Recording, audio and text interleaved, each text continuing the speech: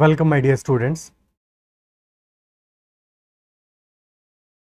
If you are new to the channel and this is a practice session on percentage, हमने already percentage के सारे जो concept है उनको कवर अप कर लिया है, तो प्रीवियस सेशंस को चेकआउट कर लेना and then come to this session for practice.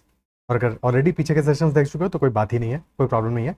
और अगर अब तक चैनल तुमने ज्वाइन नहीं किया यूट्यूब चैनल तो make sure to join the channel, ठीक है, सब्सक्राइब कर लेना।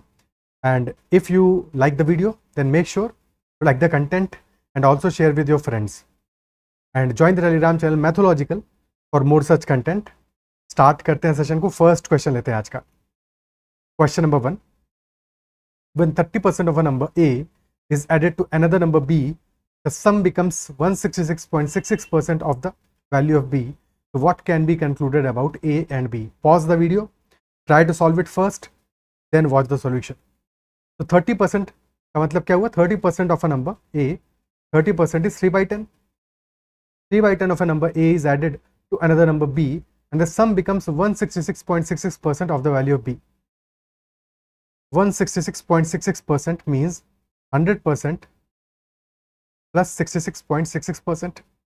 100% is 1, equivalent to 1, and 66.66% is 2/3.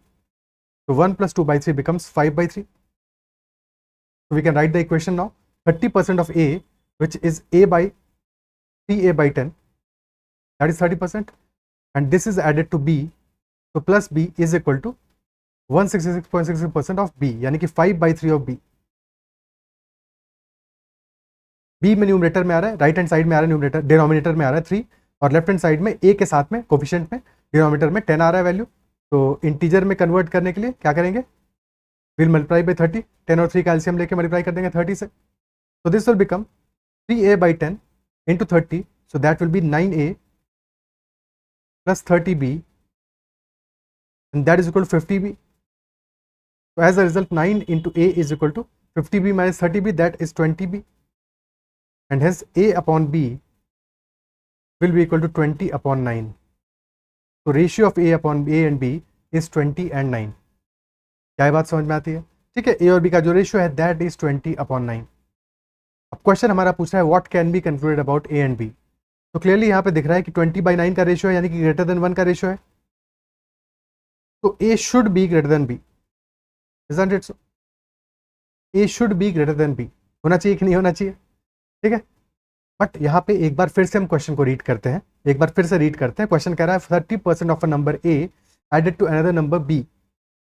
a and b both are numbers, but वो पॉजिटिव है नेगेटिव है ऐसा कुछ भी क्वेश्चन में हमने मेंशन नहीं किया गया है। Question is not specifically mentioning whether the numbers are positive और नेगेटिव। फॉर एग्जांपल, अगर हमारा a 20 है, b 9 है, अब तो रेशियो 20/9 ही आएगा, कोई प्रॉब्लम नहीं है, and definitely a will be greater than b।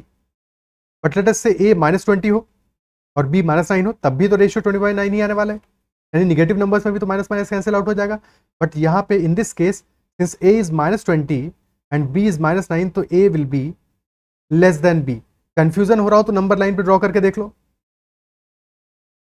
If a is 20 and b is 9, तो डेफिनेटली 20 जो हमारा है that is greater than 9। But if a is -20 and b is -9, और 0 तो आएगा मिडिल पे, तो डेफिनेटली -20 इज लेस देन -9, यानी कि a should be less than b in that case. तो a ग्रेटर देन b है या फिर a लेस देन b है, that will depend whether a and b are both positive और both negative. दोनों का साइन तो सेम होगा बिकॉज रेशियो हमारा 20/9 आ रहा है, रेशियो पॉजिटिव आ रहा है, यानी कि दोनों का साइन तो सेम होगा। इधर बोथ विल बी पॉजिटिव और both will be negative, but दोनों में से क्या केस बनेगा that we can not determine.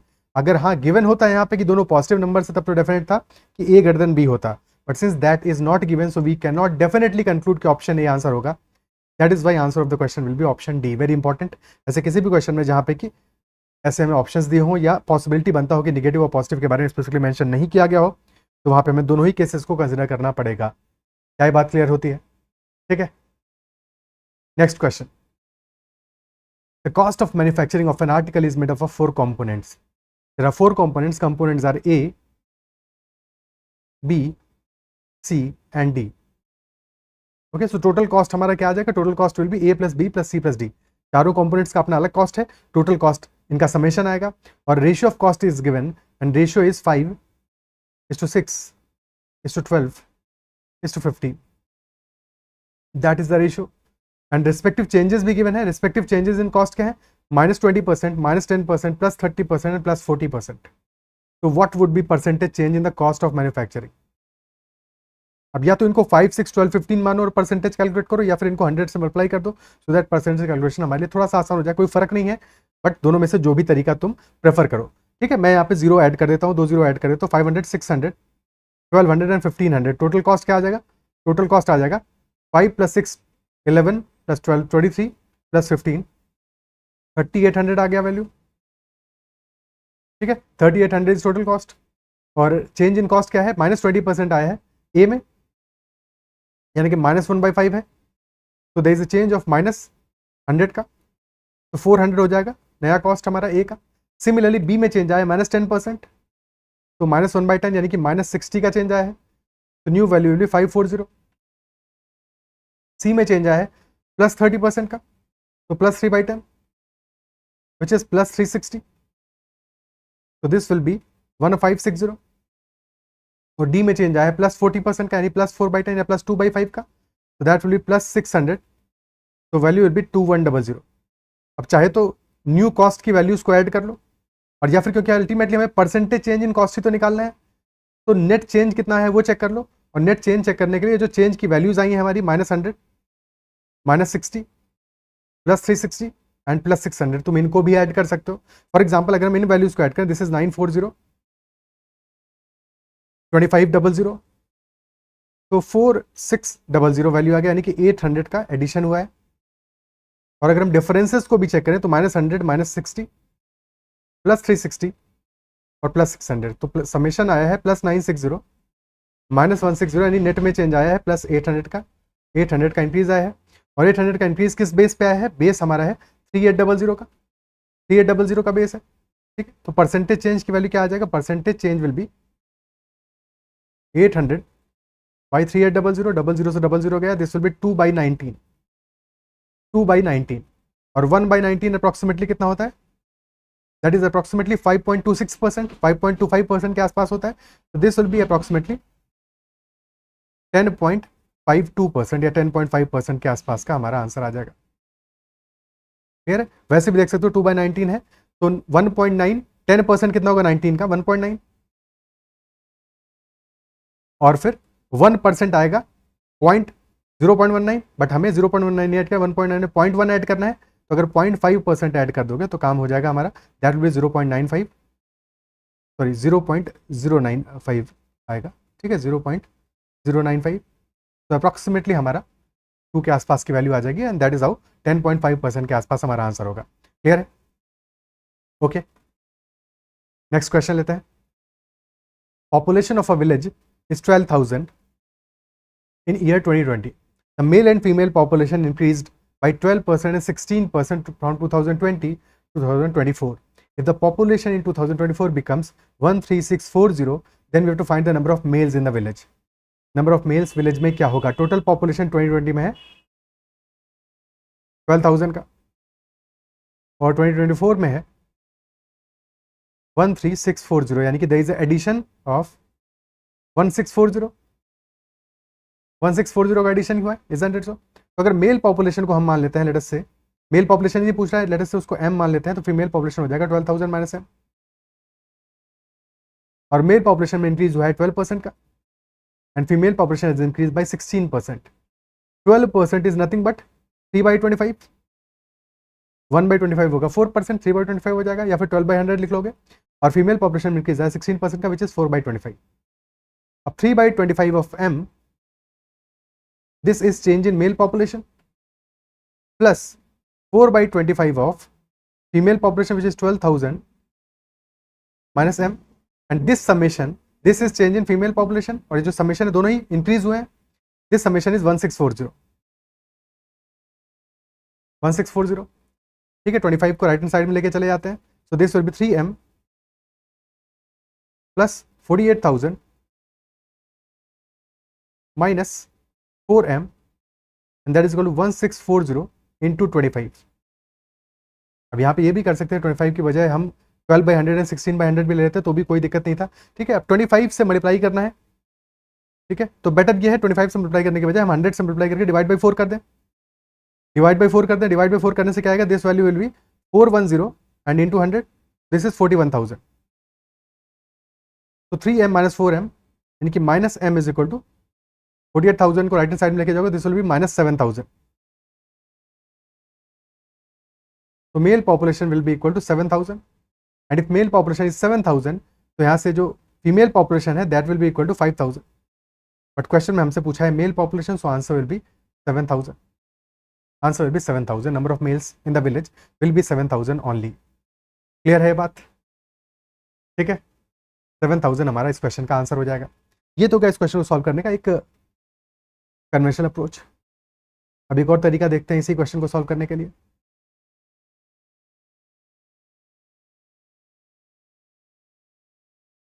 देखो जो हमारा मेल पॉपुलेशन है विलेज का दैट इज इंक्रीजिंग बाई 12% और जो फीमेल पॉपुलेशन है that is increasing by 16%।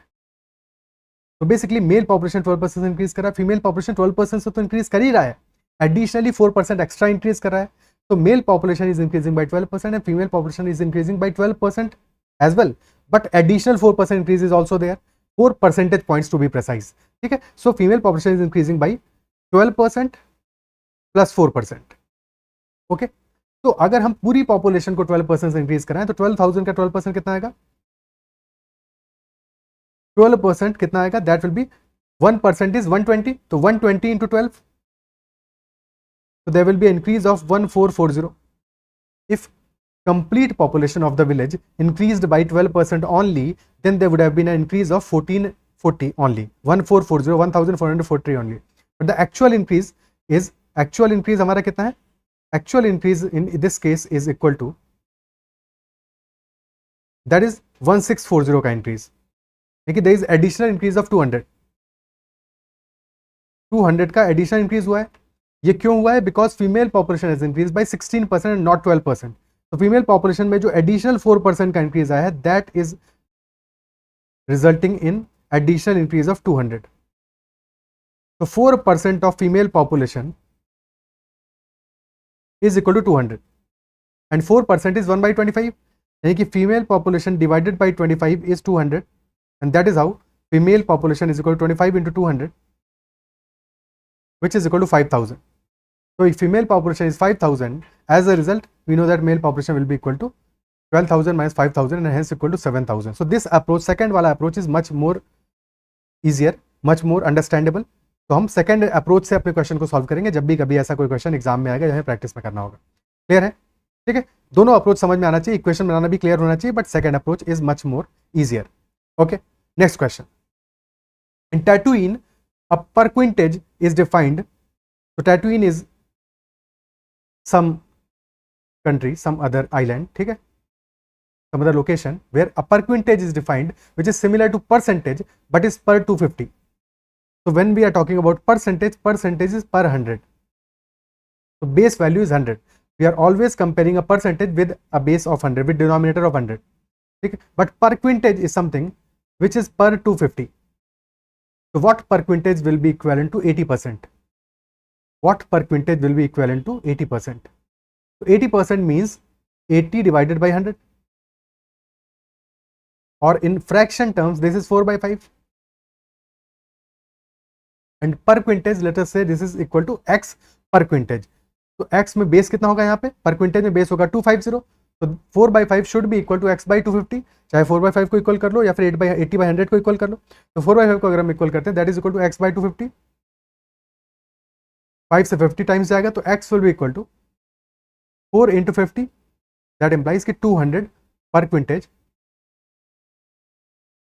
Will be equivalent to 80%। So very easy question, 200 percentage will be equal to 80%। Clear है? Okay, और इन अदर टर्म्स हमारा base क्या है, base is equal to 250 and if 80% का equivalent जानना है हमें तो हम बेस का 80% कर देंगे, 80% ऑफ बेस, तो 80% यानी कि 4/5 ऑफ बेस क्या होगा, 4/5 इंटू 250, तो that will be equal to 200 and this will be our percentage value. तो स्ट्रेट अवे बेस का 80% करके भी निकाल सकते हैं, वो बहुत ही आसान पड़ जाएगा। Clear? Next question, to pass an examination a candidate needs 33.33% marks All questions carry 1 mark each and 1/3 mark is deducted for an incorrect response. A candidate scored passing marks by attempting 15 questions, out of which 5 were incorrect. How many questions were there in the examination? So a candidate needs to score 33.33% marks, यानी कि 1/3 marks to pass an examination. All questions carry 1 mark. So +1 for a correct answer and -1/3 for an incorrect answer. A candidate scored passing marks by attempting 15 questions. So he attempted 15, but the problem is out of 15 he got only 10 correct. 5 तो incorrect हो गए. So 15 में से 10 are correct. So for correct he will be getting 1 mark, and then 5 are incorrect. Out of 15 10 are correct and 5 are incorrect. तो number of marks कितने हो जाएंगे उसके? That will be 10 into 1 minus 5 into 1/3. So that will be 10 minus 5/3. LCM ले लेंगे 3 का. So this will be 10 to 3 30 minus 5. So that is 25/3. And this 25/3 is equivalent to 33.33% marks. लेकिन this is total marks अगर हम मान लेते हैं तो this is equal to m/3. Because 1/3 marks है, 33.33% कितना हुआ? This is nothing but 1/3 marks. 1/3 marks है, 1/3 of total. तो यहाँ से हमारा total marks, maximum marks की वैल्यू आ जाएगी. That is equal to 25. And since each question carries 1 mark, तो डेफिनेटली नंबर ऑफ क्वेश्चंस भी उतना ही होगा जितना कि टोटल नंबर ऑफ मार्क्स होगा, यानी कि number of questions will also be equal to 25. तो 25 questions will be there. Answer will be 25 questions. Clear है? Okay. Next question. In a city 45% of the men and 25% of the women are married. So out of total men, 45% men are married, and out of total women, 25% of the women are married. Considering that nobody is married more than once, what percent of the population is married? So everyone is married exactly once. Okay, everyone is married exactly once, and 45% of the men are married and 25% of women are married. And we also have to assume that men are married to women. ठीक है? तो in such a case हमें पता लगाना है कि कितना percent population married होगा. ओके. तो since a man is married to a woman only, so अगर 45% मैन मैरिड है, 25% वुमेन मैरिड है, यानी कि दोनों का नंबर इक्वल होना चाहिए. Both should be equal. Number of marriages के लिए एक कपल के लिए एक मेल और फीमेल चाहिए, एक मैन और एक वुमन चाहिए. तो definitely 45% of man should be equal to 25% of women. And if that is so, तो number of man divided by number of women, that will be equal to 25/45. Simplify होके this will be equal to 5/9. 5/9. Simple values के let us assume कि number of men हमारा is equal to 500 in that city and number of women is 900. 5 और 9 का ratio maintain हो रहा है. ठीक है, बट परसेंटेज में कैलकुलेशन करना, दैट इज वाई हमने 500 900 कर लिया, 100 का मल्टीपल ले लिया. 45% मैन कितना आएगा? 225 आएगा. 45% यानी कि 9/20 या 45 इंटू 5. तो 45% मैन हो जाएगा. 45 इंटू 5 दैट इज 225. और डेफिनेटली वुमेन भी सेम ही आने वाला है. दैट विल बी 25% वुमेन, यानी 25 इंटू 9 दैट इज ऑल्सो 225. तो total number of married person हो जाएगा 225 प्लस 225 यानी कि 450. तो 450 मैरिड पर्सन है. मैरिड कपल्स 225 हैं, बट मैरिड पर्सन हमारे 450 हैं, यानी कि number of person married in the population is 450. और टोटल पॉपुलेशन है 500 plus 900 that is 1400. 1400. So out of 1400, 450 persons are married. So percentage population that is married will be equal to 450 divided by 1400 into 100. 2 0 से 2 0 cancel out हो गए. So this is 450/14. 450/14. ठीक है, 450/14 का क्या value आ जाएगा? This will be equivalent to 14 3s are 42, बचा 30, 14 2s are 28 and 32 and 2/14 यानी कि 1/7. तो 32 और 1/7 कितना होता है? 1/7 इज 14.28%. बट यहाँ पे क्योंकि हमें फ्रैक्शन में वैल्यू चाहिए, डेसिमल के बाद वैल्यू चाहिए, 0.1428. तो 32.14% हमारा आंसर आ जाएगा. 32.14% will be the answer. Clear है? ओके. ठीक है, कोई दिक्कत? अब यहाँ पे इसी बात को 450/1400 को अगर हम सिंप्लीफाई करते, फ्रैक्शन के टर्म्स में देखते, तो एक जीरो से एक जीरो निकल जाता, 45/140 वुड हैव बीन 9/28, 9/28 हो जाता, और 9/28 को हम लिख सकते हैं दैट विल बी 7/28 प्लस 2/28, और 7/28 है हमारा 1/4, और 2/28 है 1/14। तो परसेंटेज कैलकुलेशन हमारा थोड़ा सा और भी आसान हो जाता है, एक्जैक्टली सिमिलर ही रहता, बट कई बार आपका फ्रैक्शन में चीजें बहुत आसान हो जाएंगी। 1/4 यानी 25%, और 1/14 इज 7.14%, तो addition will be 32.14% only, whichever way you prefer. Answer is 32.14% in this case. और answer will always be between 45 and 25. अगर 45% of men are married, 25% women are married, तो डेफिनेटली जो एवरेज होगा, average will be somewhere between these two, somewhere between these two. और also since अगर हमारा दोनों values equal हैं, तो ज्यादा बड़ा वेटेज किसका होगा, ज्यादा बड़ा बेस किसका होगा, जहां पे परसेंटेज वैल्यू कम है।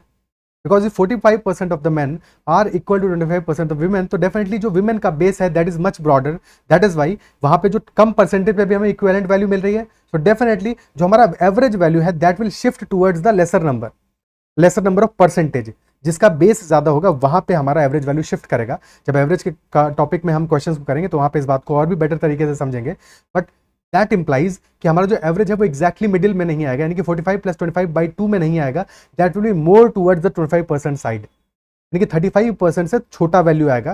दैट इज हाउ हमारा जो आंसर है दैट इज 32.14%। क्लियर है? Okay, next question. The weight of a container alone is 25% of the container filled with a certain fluid. The weight of a container alone is 25% of the container filled with a certain fluid. When some fluid is removed, the weight of the container and remaining fluid is 50% of total weight that was initially. What percentage of the liquid is removed? Question कह रहा है initially weight of the container alone is 25% of the container filled with certain fluid. यानी 25% यानी कि 1/4 है, 1/4 है. So let us say total weight is 4 kg. And if total weight is 4 kilograms, तो weight of the container कितना आ जाएगा?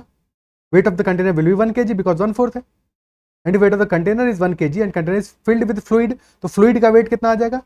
That will be remaining weight, यानी कि 1 kg और 4 kg, यानी कि difference आ रहा है 3 kg का. 3 kg must be the fluid का weight. Some fluid has been removed. अब fluid को remove करने से जो container का weight है वो तो change होगा नहीं, तो weight of the container तो second वाले scenario में भी same ही होगा, 1 kg ही होगा. Weight of the container remains same and remaining fluid plus weight of the container is 50% of the total weight. So if 50% of total weight है यानी कि 1/2 हो गया है, so new weight is 2 kilograms. Total weight 2 kilograms है, जबकि fluid का weight कितना होगा? Difference जो होगा 2 kg minus 1 kg, यानी कि fluid का weight will be 1 kg only. So initially weight of the fluid was 3 kilograms या 3 units, and now the weight of the fluid is 1 kilograms or 1 unit. So what percent of the liquid is removed? So 2 kg of the liquid has been removed out of total 3 kilograms. So 2 kg has been removed out of 3, so 2/3 proportion has been removed, which is 66.66%. So remaining remove किया गया 66.66%, but remaining is 33.33%. Question removed के बारे में पूछा है, so answer will be option C, that 66.66% liquid is removed and remaining is 33.33%. Clear? Okay. Next one. 405 sweets were distributed equally among children in such a way that the number of sweets received by each child is 20% of the total number of children. So how many sweets did each child receive?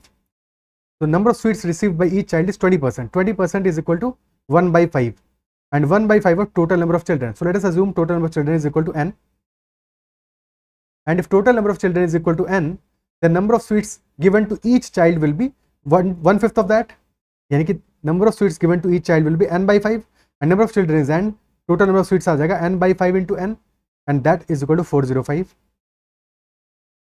That is equal to 405. So n square will be equal to 405 into 5. अब 405 में से 5 का factor बाहर ले आओ ताकि हमें square root निकालने में आसानी हो. So this will become 81 into 5 into 5. So basically this is 9 का स्क्वायर into 5 का square. So n will be equal to square root of 9 का स्क्वायर into 5 का square, which will be equal to 9 into 5, 45. So 45 will be what? 45 is total number of children, but question is not asking about total number of children. 45 option में given है, but वो गलत हो जाएगा because question is asking how many sweets did each child receive. So question is not asking about number of students, number of children. Number of children is 45, but number of sweets is 1/5 of that, 20% of that.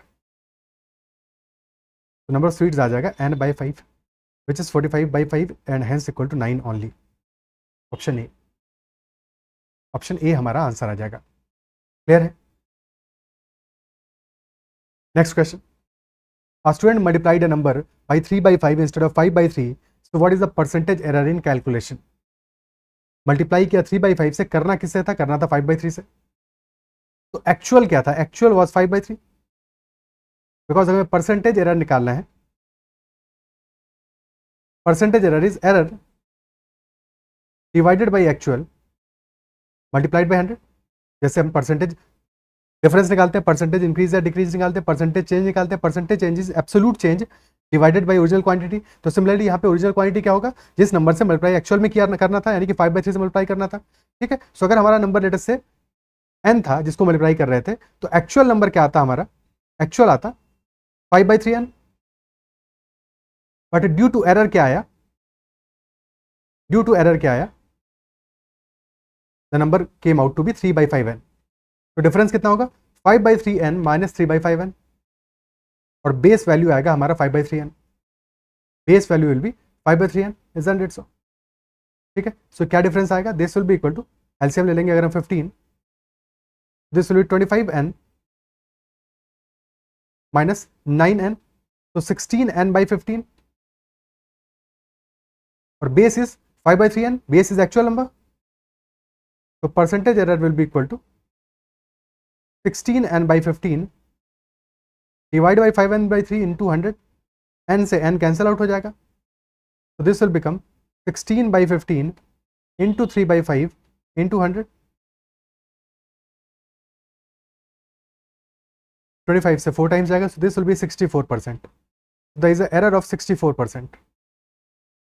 Clear है? Percentage error will be 64%।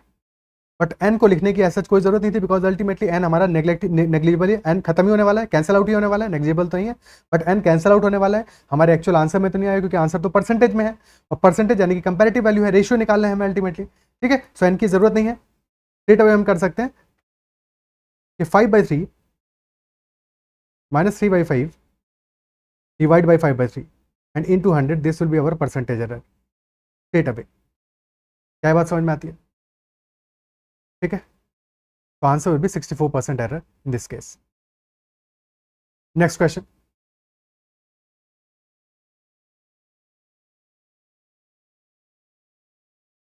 ratio of men and women in a village is 3:2. 60% of men and 50% women are literate. 40% literate men and 45% literate women are graduates. 20% graduate men and 25% graduate women are working in private sector. So what percent of the total population is working in private sector? तो जो हमें values दी है percentage की, वो बहुत ही easy है, 60, 50, 40, 45, 20 and 25 and so on. तो values हमें बहुत सिंपल दी है, तो हम यहाँ पे क्या कर सकते हैं? हमें इनिशियल रेशियो गिवन है मैन और वुमेन का, दैट इज 3:2। तो हम एज्यूम कर सकते हैं कि मैन और वुमेन का जो एक्चुअल नंबर है दैट इज 300 एंड 200, और उसके अकॉर्डिंग अपने क्वेश्चन को सॉल्व कर सकते हैं। ठीक है, पहले उस मेथड से करते हैं और फिर देखते हैं क्या फ्रैक्शन से करते तो ज़्यादा आसान पड़ता है, मुश्किल पड़ता है। तो number of man and women late us assume is 300 and 200। So if there are 300 men, 200 women, 60% of the men and 50% women are literate. So literate men will be 60%, 60% यानी कि 3/5, 3/5 into 300 या फिर 60% है, तो 60 into 3 यानी कि 180 men will be literate, and similarly 50% women which is half of total women यानी कि 100 women will be literate. Now 40% literate men and 45% literate women are graduates.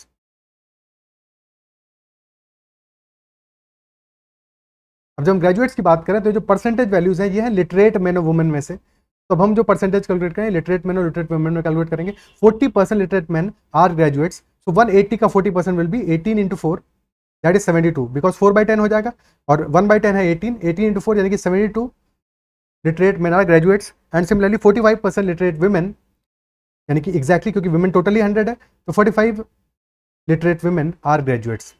Now out of these graduate man and women, 20% graduate men and 25% graduate women are working in private sector. So working in private sector,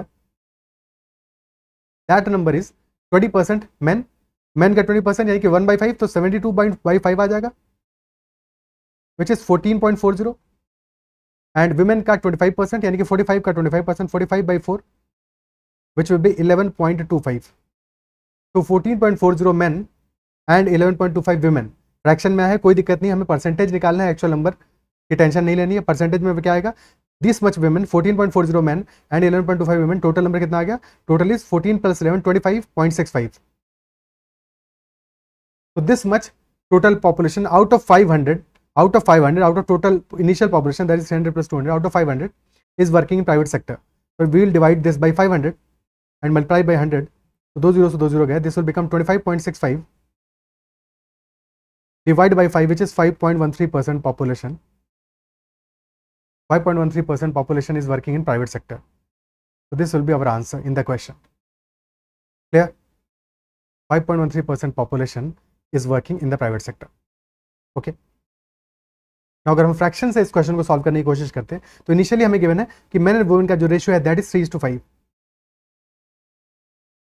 3:5 है. Total population को 1 unit मान लेते हैं, total को 1 unit मान लेते हैं. तो 3/5 are men and 2/5 are women. ठीक है. सो मेन हमारे हैं 3/5 and women are 2/5. Clear? Now out of men 60% are literates. 60% is also 3/5 and 50% women are literates. 50% यानी कि 1/2 women are literates. Then out of literate men 40% are graduates, which is 2/5. So 2/5 are graduates. And similarly 45% literate women are graduates. 45% यानी कि 9/20 women are graduates. Then 20% graduate men are working in private sector. 20% is 1/5 and 25% graduate women यानी कि 1/4 of graduate women are working in private sector. तो ये हमारा fraction में value आ गया. Total population हमने 1 माना है, 1 यूनिट माना है. ठीक है. तो फ्रैक्शन में कैलकुलेट करना है कितना वैल्यू आएगा. सिंप्लीफाई करते हैं इसको. तो this will become 3 × 3 9 × 2 18/625 and this value is 2 से 2 कैंसिल आउट हो जाएगा. 9/5 × 80 9/400. ठीक है. 625 है, 25 × 25 400, 25 × 16. तो न्यू हमारा क्या वैल्यू कॉमन आ सकता है यहाँ पे, क्या हम कॉमन ले सकते हैं. 9 न्यूमरेटर से कॉमन आ जाएगा और 25 डिनोमिनेटर से कॉमन आ जाएगा. अंदर रह जाएगा हमारा 9/25 के बाद में 2/25 + 1/16. तो यहाँ पे देख सकते हो कैलकुलेशन हमारा टिपिकल हो गया है थोड़ा सा. 25 × 16 इज 400, एलसीएम 400 आ गया और 16 × 2 32 + 25. So this becomes 9 × 57 and divided by 25 × 400 or 25 × 400 is 25 × 4 is 100. This is 10,000. 10,000. So 9 × 57 is 570 minus 57, that is 513 by 1 followed by 4 zeros. So this is nothing but 0.0513. तो 0.0513 आउट ऑफ 1 यानी कि 100 में से हमें चाहिए, तो मल्टीप्लाइड बाई 100 करोगे तभी तो परसेंटेज वैल्यू आएगा. तो percentage value will B 5.13. Clear है. बट ये तो तब है जबकि वैल्यू सिंपल थी. अगर थोड़ी सी वैल्यूज थोड़ी ज़्यादा टिपिकल होती, कहीं पे 14.28% आया था, कोई और वैल्यू आता, 7 और 8 भी ऐड हो जाते, 7 ऐड हो जाता, 6 ऐड हो जाता, तो फिर चीज़ें हमारे लिए ज़्यादा कॉम्प्लेक्स हो जाती, कैलकुलेशन ज़्यादा टिपिकल हो जाता. तो ये कैलकुलेशन में भी ज़्यादा प्रेफरेबल होता है इन सच ए केस. हालांकि यहाँ पे भी चीज़ें फ्रैक्शन में आ जाती, बट दोनों ही तरीकों में से करना दोनों आना चाहिए. बट ज़्यादा कंफर्टेबल इसके साथ हो, ज़्यादा पॉसिबिलिटी है कि अगर कोई ऐसा क्वेश्चन आएगा तो वहाँ पे वैल्यूज हमारे लिए ऐसी रहेंगी जो कि 100% से इजीली डिविजिबल होंगी. ठीक है. तरीके दोनों समझ में आने चाहिए. क्लियर है. ओके. कोई समस्या.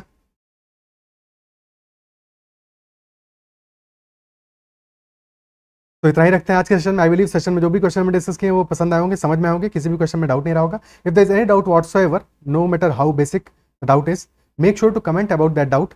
If you like the content तो लाइक ज़रूर करना है. अगर आप चैनल सब्सक्राइब नहीं किया है तो ज़रूर से कर लेना और साथ में फीडबैक भी ज़रूर देना. That is all for this session. Bye, take care.